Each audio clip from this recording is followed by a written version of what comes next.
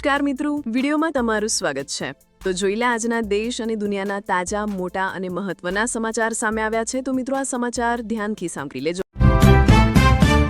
કેન્દ્રીય મંત્રી અમિત શાહ આજે નવી ટેક્સી સેવાનો શુભારંભ કરાવશે, જેનાથી મુસાફરોને સસ્તી સવારી અને ડ્રાઈવરોને વધુ નફો મળશે।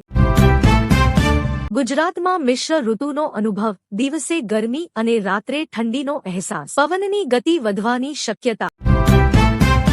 રોકાણકારો માટે મહત્વના સમાચાર, એમસીએક્સ પર સોના અને ચાંદીના ભાવમાં ફરી મોટો ઘટાડો જોવા મળ્યો।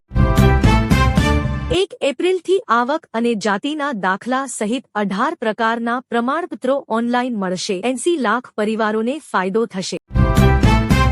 ભાવનગરના ખેડૂતો માટે મહત્વના સમાચાર, સિંચાઈના ફોર્મ ભરવાની મુદત 28 ફેબ્રુઆરી સુધી લંબાવાઈ।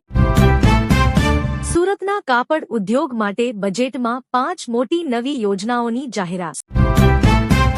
સુરતમાં મુંબઈથી ડ્રગ્સ લાવતી મહિલા ઝડપાઈ, દ્વારા 10 કરોડનું ડ્રગ્સ નેટવર્ક પર્દાફાશ।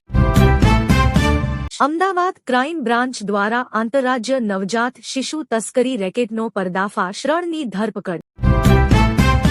આજે સોનાના ભાવમાં પ્રતિ 10 ગ્રામ દીઠ 200 રૂપિયાથી 250 રૂપિયા સુધીનો ઘટાડો જોવા મળ્યો છે। ગુજરાતના બજારમાં આજે 22 કેરેટ દાગીનાના સોનાનો ભાવ અંદાજે 71,450 રૂપિયા પ્રતિ 10 ગ્રામ રહ્યો છે। શુદ્ધ સોના એટલે કે 24 કેરેટનો ભાવ આજે અંદાજે 77,940 રૂપિયા પ્રતિ 10 ગ્રામની આસપાસ ટ્રેન્ડ કરી રહ્યો છે।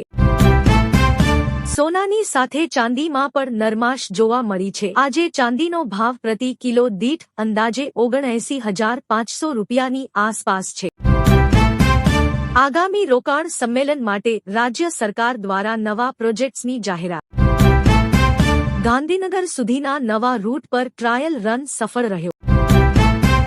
હીરાસર એરપોર્ટ પર આંતરરાષ્ટ્રીય ફ્લાઇટ્સની સંખ્યામાં વધારો થવાની શક્યતા।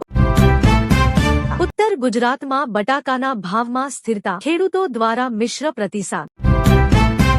બોર્ડની પરીક્ષાઓ માટે હોલ ટિકિટ જાહેર કરવાની પ્રક્રિયા શરૂ થઈ।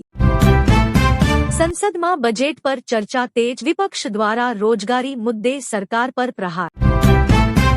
વંદે ભારત એક્સપ્રેસના 5 નવા રૂટનું ટૂંક સમયમાં લોકાર્પણ।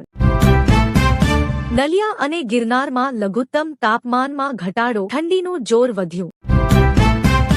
આગામી રાજ્ય વિધાનસભાની ચૂંટણીઓ માટે પક્ષો દ્વારા રણનીતિ ઘડાઈ રહી છે। ભારત અને ઓસ્ટ્રેલિયા વચ્ચેની સિરીઝમાં યુવા ખેલાડીઓનું શાનદાર પ્રદર્શન। ભાવનગરમાં કન્ટેનર મેન્યુફેક્ચરિંગ હબ માટે નવી દરખાસ્ત।